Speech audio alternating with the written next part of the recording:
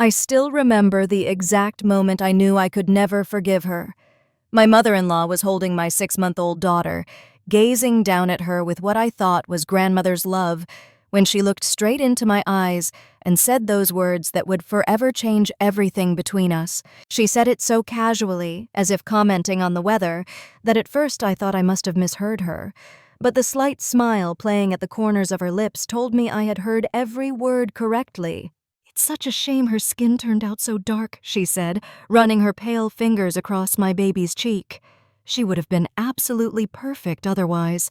The words hung in the air between us like poison, and I felt my whole body go cold. My husband, sitting beside me on the couch, tensed immediately, and I could feel the shock radiating from him even without looking at his face. But his mother just continued smiling that horrible smile, as if she had said something perfectly reasonable, perfectly acceptable, as if she hadn't just insulted her own granddaughter, my precious baby girl, for something as natural and beautiful as the color of her skin. I stayed silent in that moment, too stunned to speak, too hurt to even process what had just happened. That was 3 months ago. This morning, that same woman was crying in a jail cell, refusing to speak to her lawyer, facing charges that could put her away for the rest of her life. My name is Amira, and I'm originally from Cairo, Egypt. I came to the United States 12 years ago for graduate school, planning to get my degree and return home. But life has a funny way of changing our plans. I met David during my second semester at university. He was getting his MBA while I was working on my doctorate in biomedical engineering. We met in the most cliché way possible, reaching for the same book in the library, our hands touching briefly before we both pulled back, apologizing profusely. He had these striking green eyes that seemed to look right through me, and this gentle smile that made me feel instantly at ease. David was everything I had never expected to fall for. He was from a small town in Minnesota, had grown up on a dairy farm, and had never traveled outside the United States before college. His world had been so different from mine, yet somehow when we talked, it felt like we had known each other forever. He was fascinated by my stories of growing up in Cairo, of the bustling markets and ancient pyramids, of family gatherings that lasted until dawn, and food that told the story of generations. I was equally entranced by his tales of Minnesota winters, of helping deliver calves in the middle of snowstorms, of small-town Friday night football games, and church potlucks. We started studying together, which turned into coffee dates, which turned into long walks around campus, talking about everything and nothing. David was the first person I had met in America who didn't immediately ask me about camels or if I lived in a tent in the desert. He asked me about my research, my dreams, my favorite books.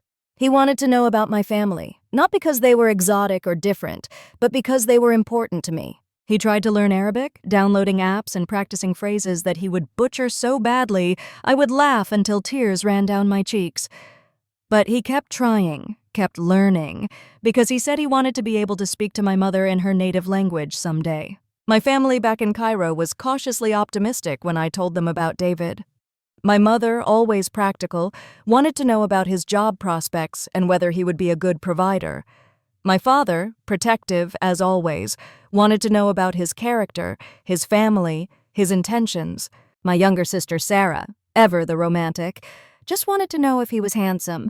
I sent them pictures, told them stories, and slowly they began to accept the idea that their daughter might not be coming home to Egypt after all.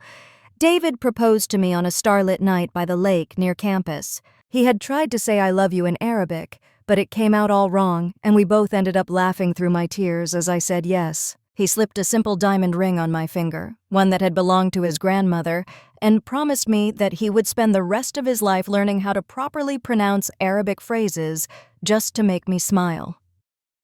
The wedding planning was where things first started to show cracks. We decided to have 2 ceremonies, one traditional American wedding in Minnesota for his family, and another celebration in Cairo for mine.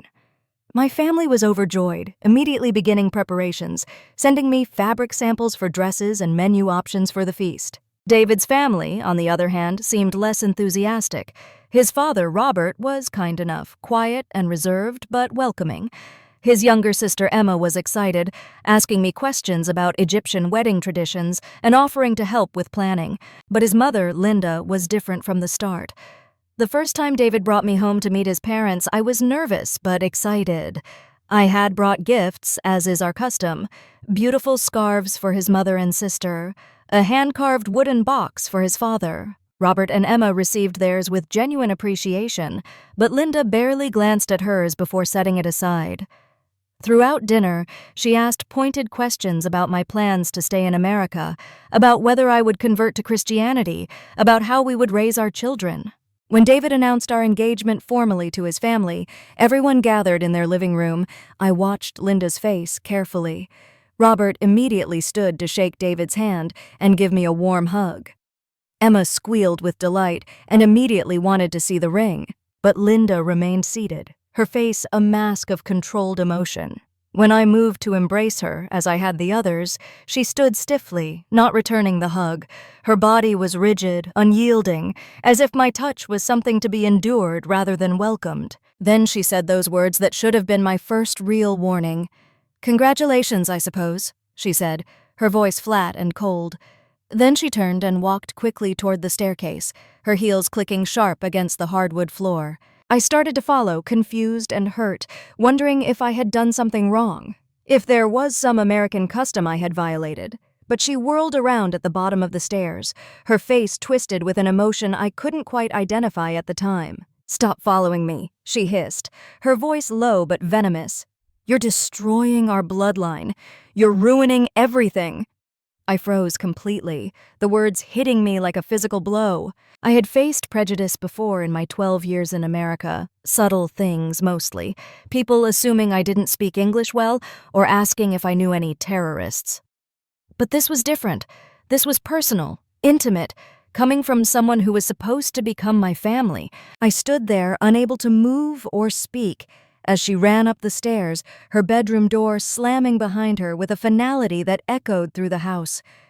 David immediately came to my side, wrapping his arms around me, whispering apologies and reassurances. He was mortified, angry, hurt on my behalf. His father looked stricken, and Emma seemed on the verge of tears.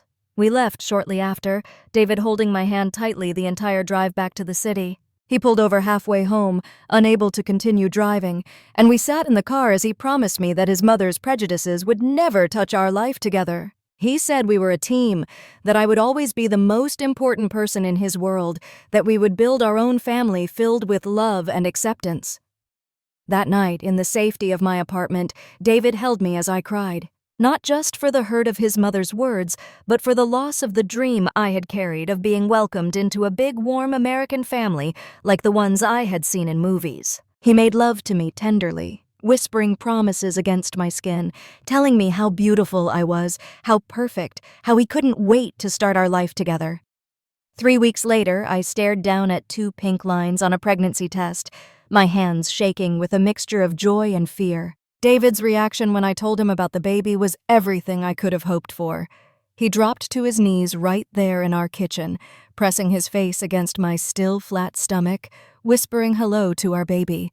He cried, I cried, and we spent the rest of the night making plans, discussing names, arguing playfully about whether the nursery should be green or yellow. We agreed to wait until the 2nd trimester to tell our families, wanting to keep this precious secret just between us for a while longer. Those early months of pregnancy were some of the happiest of my life, despite the morning sickness and the exhaustion.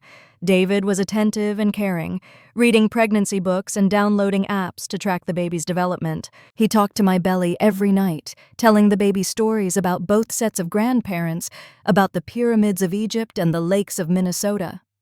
He practiced Arabic lullabies from YouTube videos, his pronunciation still terrible but his effort touching me deeply. We decided not to find out the baby's gender, wanting to be surprised, but somehow I knew it was a girl. I could feel it in the way she moved, in the dreams I had of a little girl with David's eyes and my smile. I started calling her Habibti, my darling, when I talked to her. David called her Little Bean, which made me laugh every time. When we finally told our families, the reactions were as different as night and day. My parents were overjoyed, my mother immediately beginning to knit tiny sweaters and plan what she would cook for me when she came to help after the birth. My father, emotional in a way I rarely saw, told me how proud he was, how he couldn't wait to hold his grandchild. Sarah started a group chat specifically for baby photos and updates, filling it with excitement and emoji-filled messages. David's father and Emma were thrilled, immediately offering to help with the nursery and asking about baby shower plans. But Linda was conspicuously absent from all communications. She didn't call, didn't text, didn't acknowledge the pregnancy at all. David tried calling her several times, but she either didn't answer or kept the conversations brief and cold. He was hurt, but tried to hide it, focusing instead on the family members who were celebrating with us. Throughout my pregnancy, David made sure I never felt the absence of his mother's involvement. He attended every doctor's appointment, held my hand through the discomforts, and spent hours assembling baby furniture while I directed from the comfort of the couch. When I craved the Egyptian foods of my childhood that I couldn't get in our city, he attempted to cook them himself, following recipes from my mother over video calls, creating dishes that were not quite right, but made with so much love that I ate every bite. The nursery became our sanctuary, a perfect blend of both our cultures. We painted the walls a soft coral color that reminded me of Cairo sunsets, and David built custom shelves to hold the books we were collecting in both English and Arabic. My mother sent traditional Egyptian cotton blankets, soft as clouds, while Emma contributed a handmade quilt featuring both American and Egyptian symbols. Even Robert sent a beautiful rocking chair that had been in their family for generations. Labor came fast and intense on a humid August night. David drove to the hospital with a calm I didn't feel, talking to me steadily, reminding me to breathe, telling me how strong I was, how amazing. The hours that followed were a blur of pain and pushing, of David's voice in my ear, and the encouraging words of the medical team. And then, suddenly, she was here. Our daughter, perfect and screaming and absolutely beautiful. Layla, we named her. A name that worked in both Arabic and English, meaning night in Arabic, perfect for a baby born under a crescent moon. She had my mother's thick, dark curls already visible on her tiny head. Her skin was a beautiful warm bronze, a perfect blend of my olive complexion and David's fairness. But her eyes, when she finally opened them, were purely her father's, a striking green that seemed to see right through to your soul. In that moment, holding her for the first time, feeling her tiny weight against my chest, I understood a love I had never known existed. It was fierce and protective and all-consuming. David was crying openly, touching her tiny fingers with a reverence that made my heart expand even further. This little person, this perfect blend of us, was everything we had dreamed of and more. The next days were a happy blur of firsts. First feeding, first diaper change, first night home. My parents arrived from Cairo when Layla was a week old, my mother immediately taking charge, cooking traditional postpartum foods and teaching me the songs she had sung to me as a baby. My father held Layla for hours, whispering to her in Arabic, telling her stories of her heritage, of the strong women she came from. David's family, minus Linda, was equally besotted. Emma visited daily, bringing little gifts and offering to help with anything we needed. Robert came by with more reserved frequency, but stayed for hours when he did, content to simply hold his granddaughter and marvel at her tiny features. He apologized repeatedly for Linda's absence, making excuses about her needing time to adjust, but I could see the hurt and confusion in his eyes. When Layla was 3 months old, Linda finally reached out. The call came on a quiet Sunday morning. David answered, and I watched his face cycle through emotions as he listened to his mother. When he hung up, he looked torn. "She wants to meet Layla," he said quietly. "She says she's ready to be a grandmother. She's seen all the photos on Emma's social media and wants to be part of her life."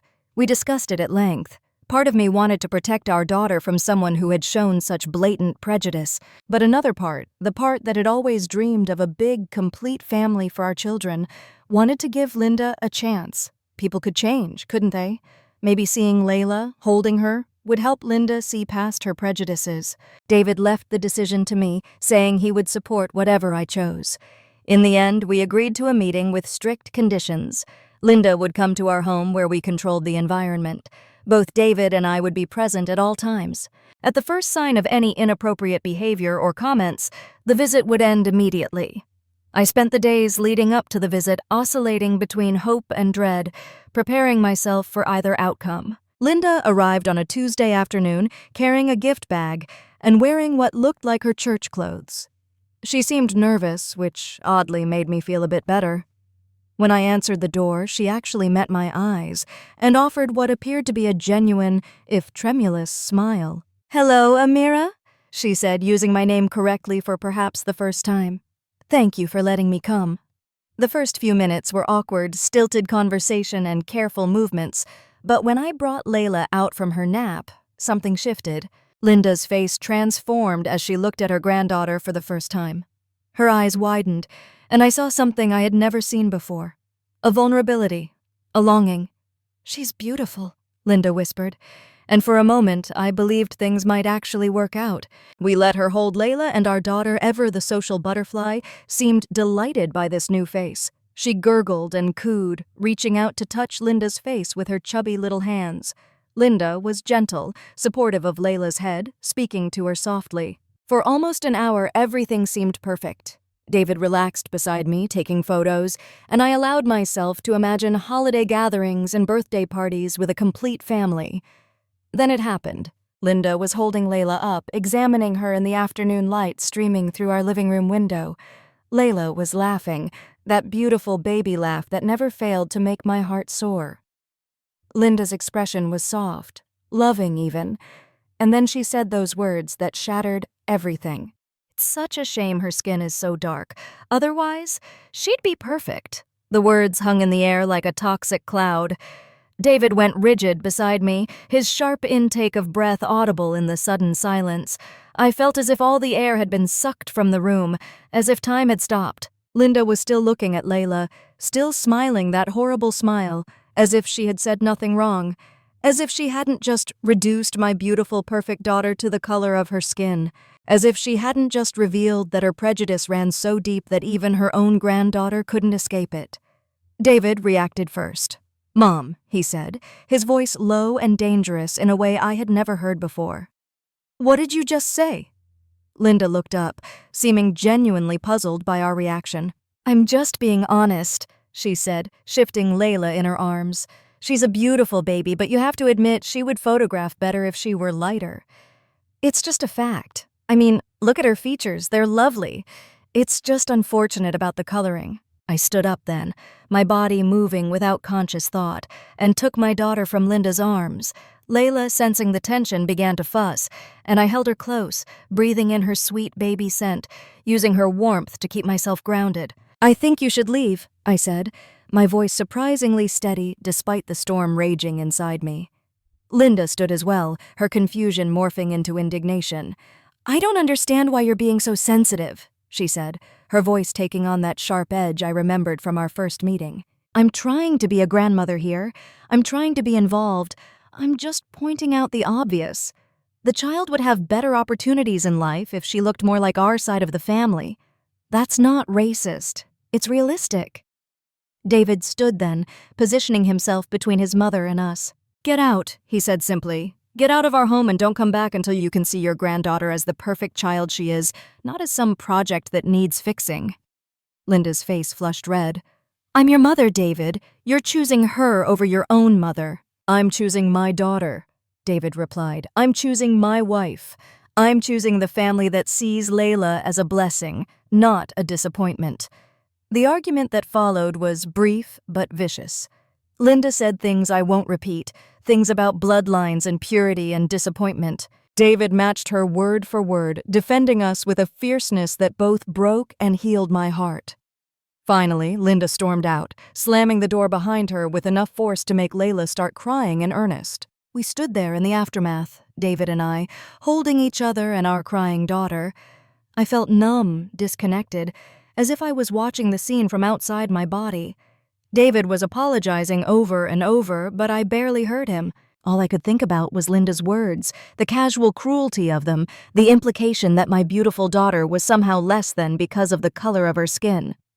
That night, after Layla was asleep, David and I talked for hours. He was devastated, cycling between anger at his mother and guilt for exposing us to her toxicity.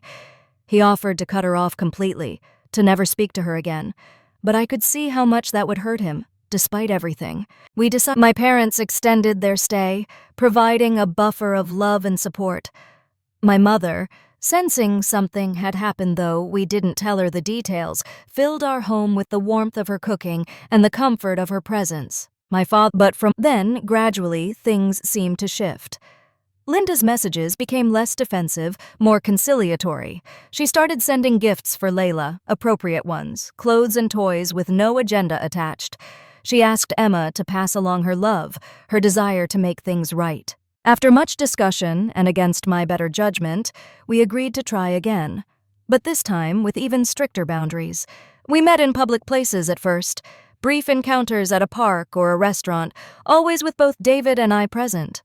Linda seemed to be making an effort. She held her tongue, played appropriately with Layla, even asked me about Egyptian nursery rhymes she could learn. I remained wary, watching for any sign of the prejudice I knew still lurked beneath the surface, but weeks passed without incident. Slowly, we allowed more. Linda would come to our home for dinner, always leaving at a reasonable time. She began babysitting for short periods while David and I ran errands together, never for more than an hour or two, and always with multiple check-ins. Layla seemed to enjoy her grandmother's attention, and Linda appeared genuinely attached to her. I began to hope, cautiously, that perhaps people really could change. The call that changed everything came on a Thursday evening. My brother Kareem, who still lived in Cairo, had been in a car accident. He called me from the hospital, trying to downplay the severity, but I could hear the pain in his voice. He had broken ribs, a concussion, and they were running tests to rule out internal injuries. I panicked, desperate to get to him but torn about leaving Layla. David immediately took charge. He booked us flights for that night, insisting on coming with me both for support and because he knew I was in no state to travel alone. We had 4 hours before we needed to leave for the airport, and no one was available to watch Layla on such short notice. My parents had returned to Egypt weeks ago, Emma was out of town for work, and Robert was at a medical conference. With no other options, we called Linda. She answered on the first ring, immediately agreeing to come over. "Of course I'll watch my granddaughter," she said, sounding genuinely concerned about Kareem. "You two go. Take care of your family. I'll take good care of our little princess. Don't worry about a thing. Take as much time as you need." She arrived within 30 minutes, carrying an overnight bag and wearing a sympathetic expression that seemed genuine. She hugged me, a real hug, and told me she would be praying for Kareem. As David loaded our bags into the car, I gave her detailed instructions about Layla's routine, her feeding schedule, her favorite toys. Linda took notes, asking questions, seeming every inch the devoted grandmother. Kissed Layla goodbye, my heart aching at leaving her, but knowing we had no choice. Linda promised to send photos every few hours, to call if anything seemed wrong, to take perfect care of our baby. As we drove away, I saw her through the window, already settling into the rocking chair with Layla in her arms. Despite my lingering doubts, the scene looked peaceful, normal, safe. The flight to Cairo was long and anxious. True to her word, Linda sent photos regularly. Layla with her bottle, Layla playing on her activity mat, Layla napping peacefully in her crib. The images should have reassured me, but something nagged at the back of my mind.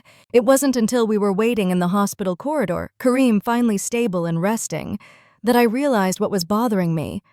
I pulled out my phone and looked at the photos again, really studied them. The lighting was all wrong. The afternoon photos showed bright natural sunlight streaming through windows. But I had checked the weather app earlier, worried about storms affecting our flight, and I knew it had been overcast and rainy at home all day. My hands started shaking as I showed David. He looked at me with confusion at first, then growing alarm as he understood what I was saying. We tried to rationalize it. Maybe the weather app was wrong. Maybe there had been brief breaks in the clouds. But the more we looked, the more wrong things appeared. The angle of the shadows, the quality of light, it all suggested these photos had been taken on a different day entirely, which meant Linda had been sending us old photos while doing something else with our daughter. David called his mother immediately. No answer. He called the house phone. Nothing. We looked at each other, terror now fully bloomed between us. Something was wrong. Something was terribly, horribly wrong. We had been in Cairo for nearly 8 hours. 8 hours where anything could have happened to our baby. The next hours were a blur of frantic phone calls and desperate arrangements. David booked us on the next flight home while I called everyone we knew, begging them to go check on Layla. Emma was still out of town.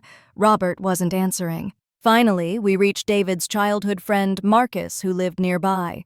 He agreed to go to the house immediately. The wait for Marcus to call back was the longest of my life. I paced the hospital corridor, unable to sit, unable to think of anything but Layla. David was on the phone with the airline, trying to get us on an earlier flight. Any flight. When my phone finally rang, Marcus's name on the screen, I almost couldn't answer it, terrified of what he might say. Marcus was panicked, talking fast. He had found the front door unlocked, unusual in itself. He had searched the first floor, calling out, but found no one. Then he had heard something from upstairs, a sound he couldn't quite identify. He had run up, checking bedrooms, until he reached the bathroom. The door was locked from the inside, and from behind it he could hear a baby crying. David grabbed the phone from me as my legs gave out. Marcus had broken down the door to find a scene that still haunts my nightmares. Linda was kneeling beside the bathtub, frantically trying to wake Layla. Her baby was in the tub, not in water but lying on towels, her perfect bronze skin angry and red, covered in what looked like chemical burns. She was crying, but weakly, her little voice hoarse. The bathroom reeked of chemicals, and empty jars of what Marcus later identified as industrial-strength skin bleaching cream were scattered on the floor. I don't remember the flight home. I don't remember the taxi ride from the airport. My memory picks up again in the ambulance, holding Layla's tiny hand as paramedics worked over her. Her skin was so red, so inflamed, blistered in places. She was conscious but lethargic, her bright green eyes dulled with pain and whatever those chemicals had done to her system. I sang to her, the Arabic lullabies my mother had sung to me, my voice breaking on every note. At the hospital, they rushed Layla away from me, a team of doctors and nurses surrounding her tiny form. A kind nurse had to physically restrain me from following, guiding me instead to a waiting room where David found me minutes later. He had stayed behind to deal with the police, with his mother, with the horror we had come home to. Now he held me as I sobbed, both of us clinging to each other like survivors of a shipwreck. Dr. Patricia Chen, the head of pediatric emergency, came to update us after what felt like hours but was probably less than one. She was direct but compassionate as she explained what they were dealing with. The chemicals in the bleaching cream were industrial grade, meant for leather processing, not human skin. They had caused severe chemical burns over approximately 40% of Layla's body, concentrated on her face, arms, and hands, areas that would have been most exposed. The immediate danger, Dr. Chen explained, came not just from the burns but from the absorption of these chemicals into Layla's system. They were running tests on her kidney and liver function, monitoring for signs of systemic toxicity.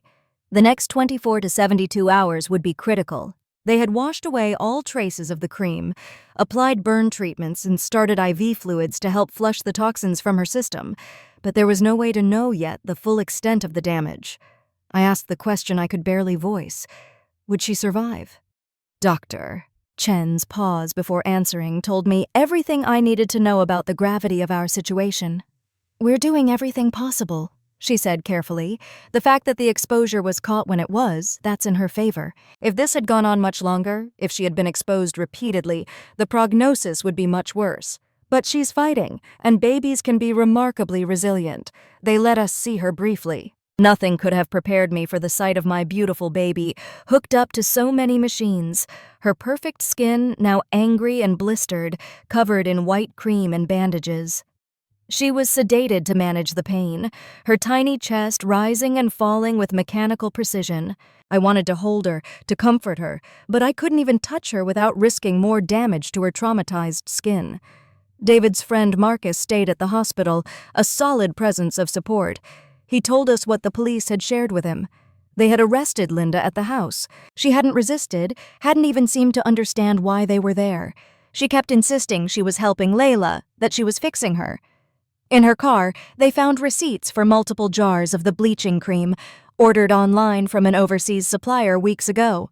This hadn't been a spontaneous act of cruelty. This had been planned. The police detective assigned to our case, a woman named Detective Marie Rodriguez, came to the hospital to take our statements. She was thorough but gentle, understanding that we were living through every parent's worst nightmare. She told us they had found more evidence at Linda's house. A journal documenting her research into skin lightening, bookmarked websites about reversing biracial characteristics, emails with other women discussing methods to fix mixed-race children. There was a whole network, Detective Rodriguez explained, her disgust evident despite her professional demeanor. Linda was part of an online group called Pure Heritage, where members shared techniques for lightening their mixed-race grandchildren's skin. They saw themselves as saviors, protecting these children from a life of discrimination by making them appear more white. The group had over 100 members across multiple states, all sharing their successes and encouraging each other's efforts. The horror of it was almost too much to comprehend. This wasn't just one disturbed woman acting on her prejudices. This was organized, methodical child abuse disguised as grandmotherly concern. And my baby, my perfect Layla, had been their latest victim. The detective promised they were investigating every member of the group, that the FBI was getting involved given the interstate nature of the crimes. But none of that mattered to me in that moment. All that mattered was the little girl fighting for her life 3 rooms away. The next days blurred together in a haze of hospital walls and medical updates. David and I took shifts in Layla's room, never leaving her alone. My parents flew back immediately, my mother setting up camp in the hospital chapel, praying in the way only mothers can. My father stood guard outside Layla's room like an ancient sentinel, as if he could protect her from further harm through sheer force of will. Slowly, agonizingly, Layla began to improve. Her kidney function stabilized first, then her liver enzymes started returning to normal. The burns, while severe, were responding to treatment. Dr. Chen cautiously upgraded her prognosis from critical to serious but stable. The first time Layla opened her eyes and recognized me, reaching out her bandaged hand toward my face, I wept with relief so profound it felt like rebirth. But even as Layla's physical condition improved, the legal situation was escalating. Linda had been charged with attempted murder, child abuse, and assault with a deadly weapon. The chemical cream she had used was classified as a toxic substance, its importation and use on humans illegal in the United States. Her lawyer was pushing for an insanity defense, but the careful planning evidenced by her journal and purchases made that unlikely to succeed. More disturbing information came to light as the investigation expanded. 3 other children in different states had been subjected to similar treatment by their grandmothers, all members of the Pure Heritage group. One toddler in Ohio had suffered kidney damage from repeated exposure over months. A baby in Florida had required skin grafts. A 4-year-old in Texas was still undergoing treatment for the psychological trauma of being told by her grandmother that her brown skin was dirty and needed to be cleaned off. Our story, leaked by someone in the hospital, sparked national outrage. Reporters camped outside the hospital wanting to document our tragedy. We refused all interviews initially, focused only on Layla's recovery. But as the days passed and the scope of the Pure Heritage group became clearer, we realized we had a responsibility to speak out, to warn other families, to ensure this couldn't happen to other children. With the help of a civil rights attorney named Janet Morrison, who reached out offering pro bono services, we crafted a careful statement. We shared Layla's story, not for sympathy or attention, but to shine a light on the insidious nature of racism that could lead grandmothers to poison their own grandchildren. The response was overwhelming. Thousands of mixed-race families reached out with their own stories of discrimination from within their own families, stories that rarely ended as dramatically as ours, but spoke to a pervasive problem. Layla came home after 2 weeks in the hospital.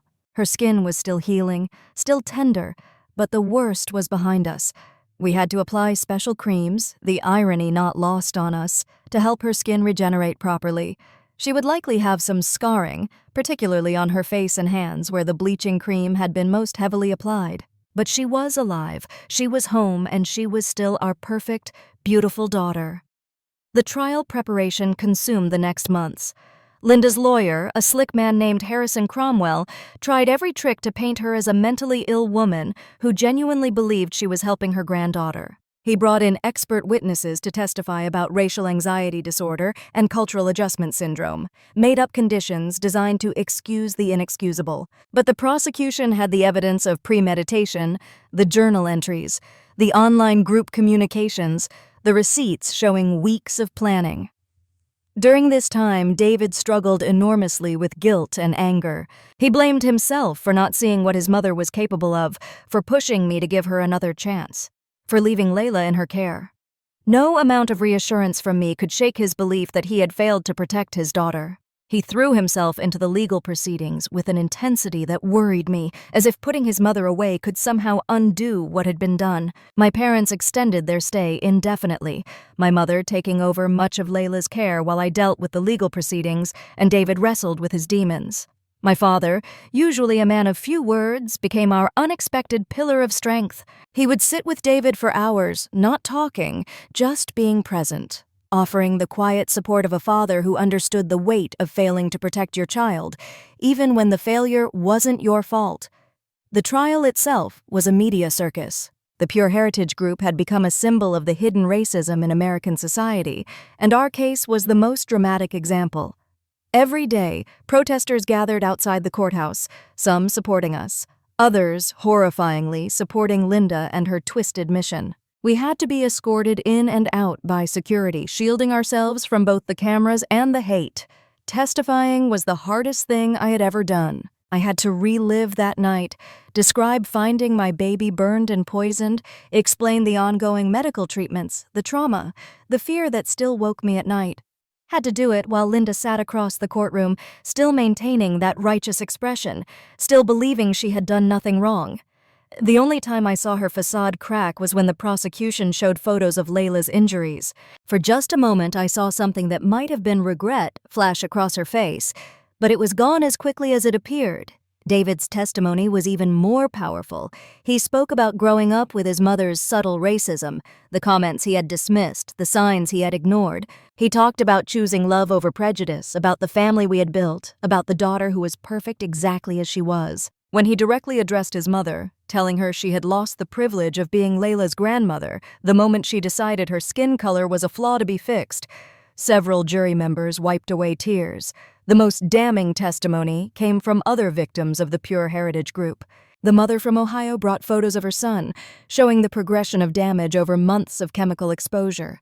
She described finding him crying in the bathtub, his grandmother scrubbing his skin raw, telling him she was making him beautiful. The 4-year-old from Texas testified via video link, too traumatized to be in a courtroom, about how her grandmother made her wear long sleeves in summer to hide her brown arms, told her that if she was good, God would make her white. The jury deliberated for less than 3 hours, guilty on all counts. The courtroom erupted in a mixture of celebration and anger, Linda's supporters screaming about injustice while our supporters cheered. Linda herself remained stoic until the judge read the sentence, 15 to 25 years in prison. Then, finally, she broke down, sobbing about how she had only wanted to help, how we would thank her someday, how Layla would have a better life because of what she tried to do. But the criminal trial was only part of our fight. With Janet's help, we filed a civil lawsuit not just against Linda, but against the companies that manufactured and distributed the illegal bleaching creams, the websites that hosted the Pure Heritage Group, and the individual members who had encouraged and enabled Linda's actions. We weren't interested in money for ourselves. We wanted to create real change, to make it impossible for this to happen to other children. The civil case uncovered even more disturbing information. The bleaching cream industry, operating in legal gray areas and often through international suppliers, was a multi-million-dollar business targeting vulnerable communities. The Pure Heritage Group was just one of dozens of similar organizations, all sharing methods to erase the ethnic features of mixed-race children. Some advocated for plastic surgery, others for hormone treatments, all united in their belief that whiteness was something to be achieved at any cost. During this time, something beautiful emerged from our tragedy. Other families began reaching out, not just with their stories, but with a desire to act. We formed an informal support group that grew into a formal organization. With the help of donations that poured in after our story went viral, we established the Layla Foundation, dedicated to protecting mixed-race children from identity-based abuse and supporting families dealing with internal racism. The Foundation's work gave purpose to our pain. We funded medical treatment for children who had been subjected to skin lightening. We created educational programs for hospitals and schools to recognize signs of this specific type of abuse. We lobbied for stricter regulations on the importation and sale of dangerous cosmetic products.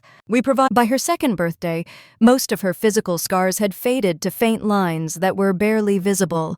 She was walking, talking in a mixture of English and Arabic, charming everyone she met with her bright green eyes and infectious laugh. He started therapy, working through not just the trauma of what happened, but years of normalized racism he had witnessed and ignored. I dealt with hypervigilance, checking and rechecking that doors were locked, startling when anyone showed too much interest in Layla, seeing potential threats everywhere. My parents eventually returned to Cairo but visited every few months. Each time, they brought pieces of Egypt with them: clothes, toys, books, foods, ensuring Layla grew up connected to that part of her heritage. My mother taught her to cook simple Egyptian dishes. My father told her bedtime stories of ancient pharaohs and modern heroes. They were determined that what Linda had tried to erase would instead be celebrated and strengthened. David's father, Robert, surprised us all by becoming one of our strongest allies. He divorced Linda while she was in prison, saying he couldn't remain married to someone capable of such cruelty. He legally changed his name back to his mother's maiden name, not wanting to share a surname with Linda. He became actively involved in the Foundation, using his connections in the medical field to help us establish protocols for identifying and treating chemical exposure in children. Emma, David's sister, moved closer to us after graduating from college. She became Layla's favorite aunt, babysitting regularly and filling our home with laughter and light. She was working on a documentary about the Pure Heritage Group and similar organizations determined to expose the widespread nature of this hidden abuse. Her work was helping law enforcement identify and prosecute other cases across the country. 3 years after that horrible night, we received word that Linda had died in prison. A heart attack, they said. She had been isolated from other inmates for her own protection, racist child abusers not being popular even in prison. Her health had deteriorated rapidly, and she had refused most medical treatment. David struggled with the news, grieving not for the mother who had poisoned his daughter, but for the mother she could have been, should have been. We didn't attend the funeral. Instead, we took Layla to the park, where she ran and played with children of every color and background. As I watched her climb the jungle gym, fearless and free, I thought about Linda's last words in court, her insistence that she was saving Layla from a life of discrimination. The irony was that the only discrimination Layla had faced in her young life had come from her own grandmother. The civil lawsuit settled 2 years later. The companies importing the bleaching creams were shut down, their executives facing criminal charges. Websites hosting groups like Pure Heritage were forced to implement stronger monitoring and reporting systems. The individual members of the group who had encouraged Linda faced their own legal consequences. The settlement money, every penny of it, went to the Layla Foundation. By the time Layla started kindergarten, our story had become a cautionary tale studied in sociology classes and civil rights workshops. We received invitations to speak at conferences, to share our experience with medical professionals, educators, and law enforcement. We accepted many of them, knowing that every person who heard our story might be able to prevent another child from suffering. But most importantly, we focused on being a family. We had another child, a son named Adam, who inherited my dark curls and David's calm temperament. Watching Layla become a big sister, protective and loving, healed parts of my heart I hadn't realized were still broken. Our home was filled with the languages of love, English, and Arabic blending seamlessly, creating a unique family dialect that was entirely our own. On Layla's 7th birthday, we held a party in our backyard.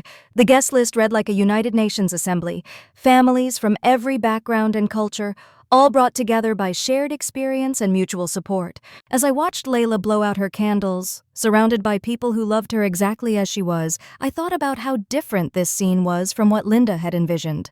Linda had believed that lightening Layla's skin would give her a better life, more opportunities, more acceptance. But looking around our yard, at the successful, happy, proud mixed-race children playing together, at the parents who had turned their trauma into purpose, at the community we had built from the ashes of hatred, I knew the truth. The better life Linda had claimed to want for Layla had come not from changing who she was, but from changing the world that would dare to suggest she needed changing.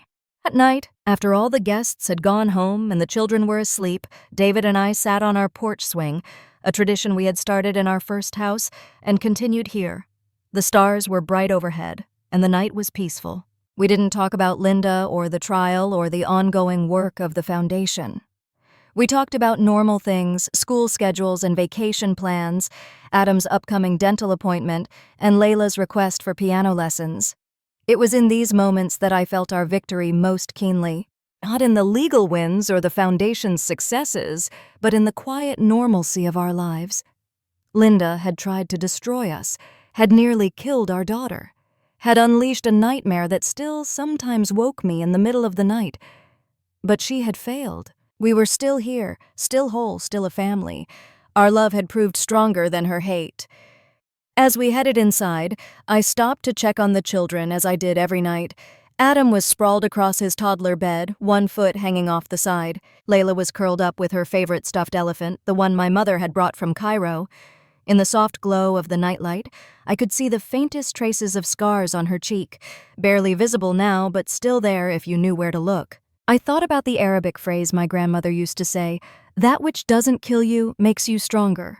But watching my daughter sleep peacefully, I knew it was more than that. Sometimes what doesn't kill you transforms you, reshapes you into something new. We weren't the same family we had been before that night. We were something different, something forged in fire and tempered by purpose. The Layla Foundation now operated in 12 states with plans to expand internationally. We had helped hundreds of families, prevented countless cases of abuse, changed laws and minds. But for me, the greatest victory would always be personal. It was Layla asking to learn Arabic songs to sing to her brother. It was David finally being able to look at family photos from before without flinching. It was the moment when I realized I had gone a whole day without thinking about that night. Linda died believing she was right, that she had been trying to help.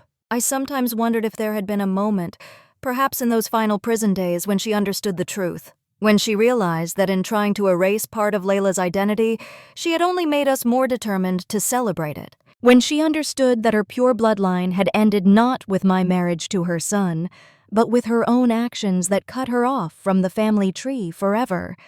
But mostly, I didn't think about Linda at all. She had become a footnote in our story, a cautionary tale about the dangers of hate dressed up as love. Our story, Layla's story, was about so much more than her. It was about resilience and justice, about community and change. It was about a little girl with bronze skin and green eyes who would grow up knowing that she was perfect exactly as she was, surrounded by people who would move mountains to protect that truth. As I closed Layla's door and headed to my own room, where David was already waiting, I felt the familiar surge of gratitude that had become my nightly companion. Grateful for the life we had built, for the children sleeping safely in their beds, for the man who had chosen us over everything else. Grateful even for the pain that had led us to purpose, for the tragedy that had revealed the strength of our love. Tomorrow would bring new challenges. There would be more families to help, more battles to fight, more mountains to move. But tonight, in the quiet of our home, with our children safe and our family whole, we had everything we needed. We had won not by changing who we were, but by refusing to let anyone else change us. And that, more than any legal victory or public vindication, was the truest triumph of all. In the end, the exact moment I knew I could never forgive Linda wasn't when she spoke those horrible words about Layla's skin. It wasn't even when I saw my baby suffering from chemical burns. It was later during the trial when she looked at the photos of what she had done to her own granddaughter and still maintained she had been helping. That was when I understood that her racism went deeper than ignorance or fear. It was a fundamental inability to see my daughter's humanity, to recognize the perfection in her diversity, but I also learned that forgiveness wasn't necessary for moving forward. I didn't need to forgive Linda to heal, to be happy, to raise my children in love and strength. Some things are unforgivable, and that's okay. What matters is what we do with that truth, how we transform it into something meaningful. For us, it became the foundation of a movement, the motivation for change, the determination to ensure that no grandmother would ever again look at her mixed grandchild and see anything other than perfection.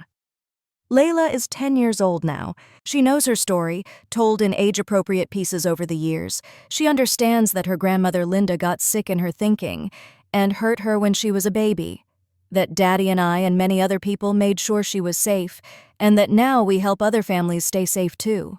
She's proud of the foundation that bears her name, excited to help with fundraising events and awareness campaigns. Sometimes she asks if she'll ever have scars that don't fade. I tell her the truth, that some scars stay with us, visible or not, but that scars can be proof of survival, evidence of strength. She touches the faint marks on her cheek thoughtfully when I say this, then usually moves on to something else, the resilience of childhood carrying her forward. David and I celebrated our 15th wedding anniversary last month. We renewed our vows in a ceremony that brought together both our families, chosen and biological, in a celebration of love that transcended borders and bloodlines. As I stood there, surrounded by the community we had built from the ashes of trauma, I thought about the family I had once dreamed of when I first came to America. It looked nothing like what I had imagined. It was messier, more complicated, forged in fire rather than formed in ease. But it was also stronger, more beautiful, more meaningful than anything I could have envisioned. It was a family that knew the cost of love, the price of standing firm, the value of every shade of skin that graced our gatherings. As I finish telling this story, Layla and Adam are outside playing with their cousins, a beautiful array of children who will grow up knowing they are perfect exactly as they are. David is in the kitchen with my mother, learning to make koshari for the 100th time. Still getting it slightly wrong, but trying with the same determination he brings to everything. The sun is setting, painting the sky in shades of pink and gold, and I am at peace. This is what victory looks like. Not grand gestures or dramatic confrontations, but quiet moments of normalized joy. It's my daughter singing Arabic songs to her baby cousin.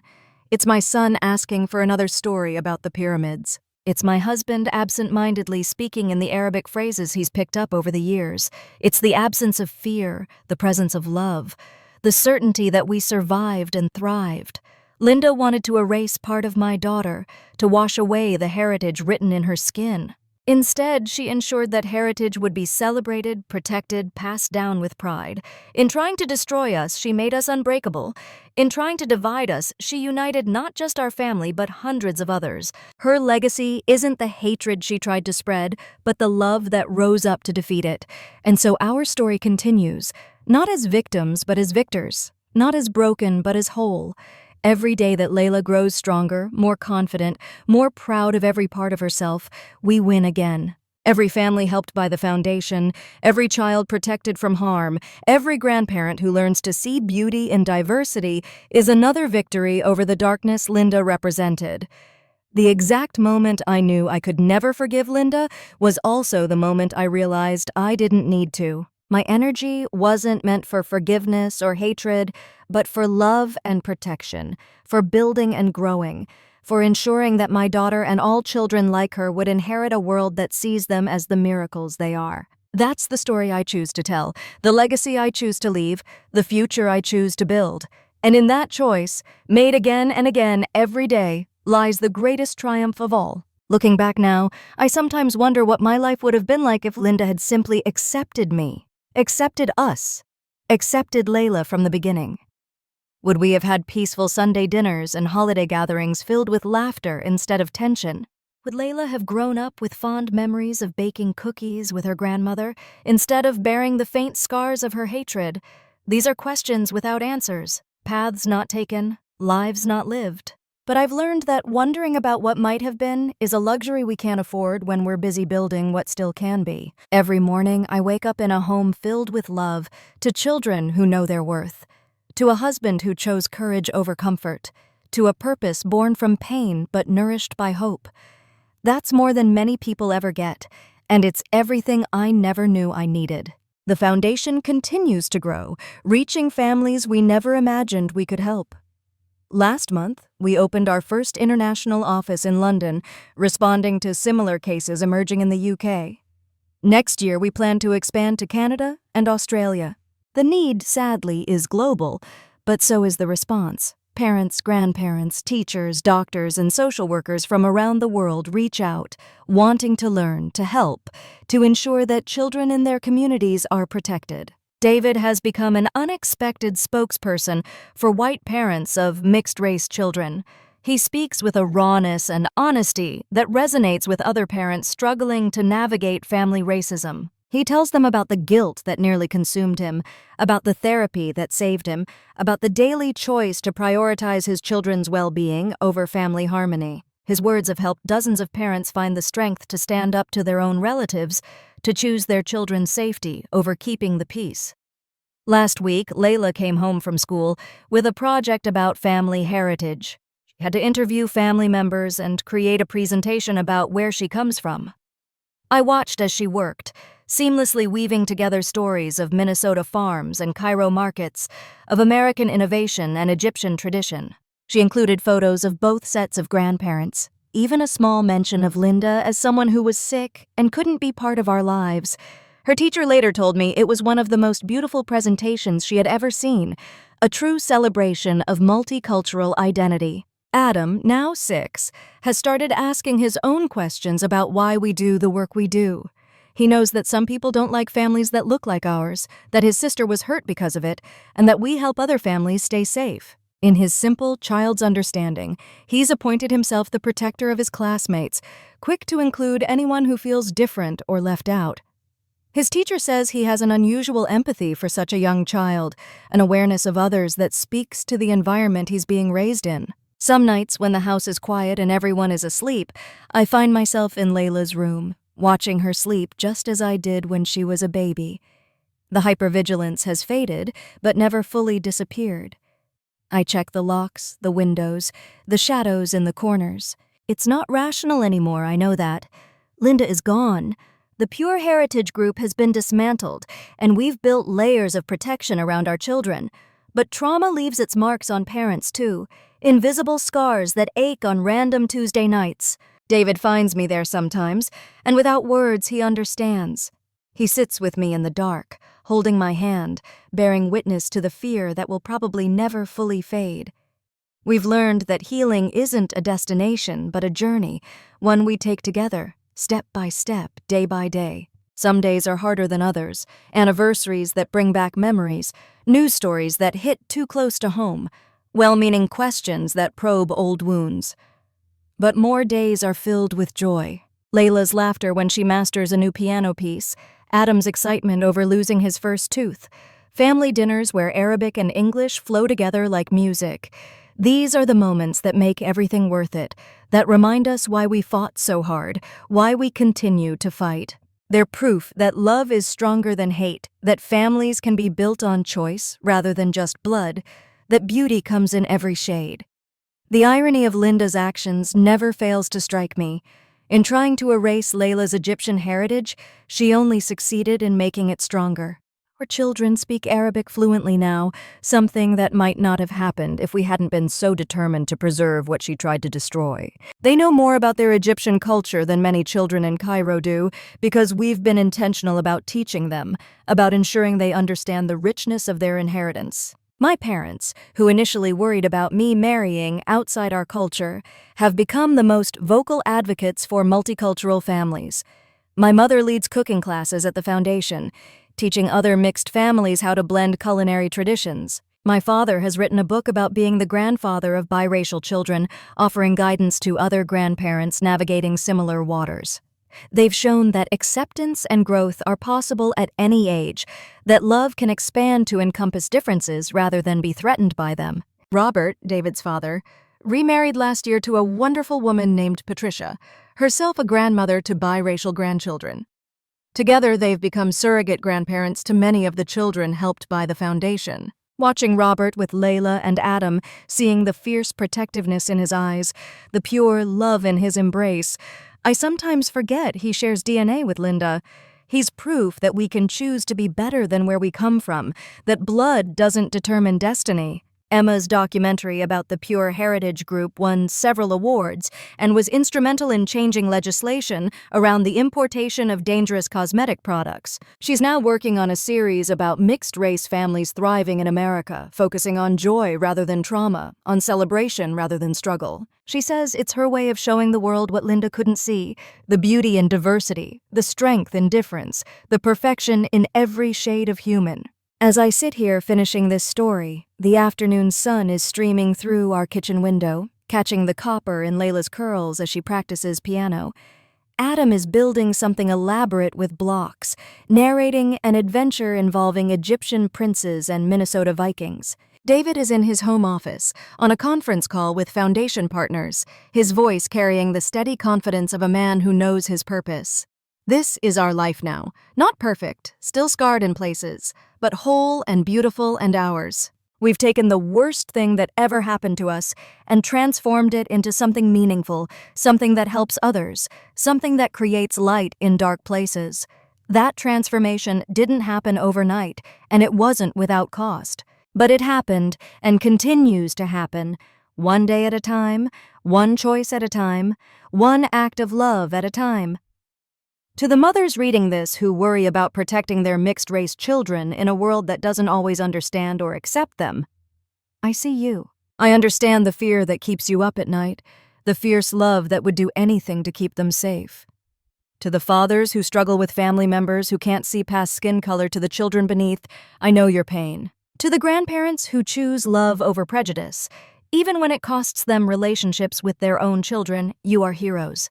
And to anyone who has ever looked at a child and seen anything other than perfection because of the color of their skin, I pray for your healing. I pray that someday you'll understand what you're missing, the beauty you're blind to, the love you're rejecting. Not for your sake, but for all the children who deserve to grow up in a world that sees them as the miracles they are.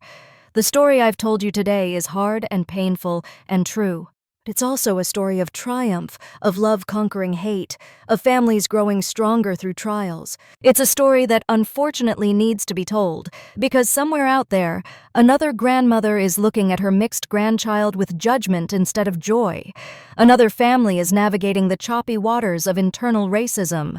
Another child is being made to feel less than because of who they are. But it's also a story of hope, because for every Linda, there are hundreds of people ready to stand up and say no, ready to protect and celebrate these children, ready to build a world where Layla and Adam and all children like them can grow up knowing they are exactly who they're meant to be. That's the world we're building, one family at a time, one story at a time, one act of courage at a time. The exact moment I knew I could never forgive Linda was also the moment I discovered something more powerful than forgiveness. I discovered purpose. I discovered community. I discovered that some wounds can become doorways to healing not just for ourselves but for others. And in that discovery, in that transformation of pain into purpose, lies a triumph greater than any forgiveness could offer. So this is our story, told in full, nothing hidden, nothing softened. It's a story of a family that refused to be broken, of a community that rose from hatred, of children who will grow up knowing their worth. It's a story that continues every day, with every family helped, every child protected, every heart changed. And as long as there are families like ours, children like Layla, and people willing to stand up for what's right, it's a story that will never truly end.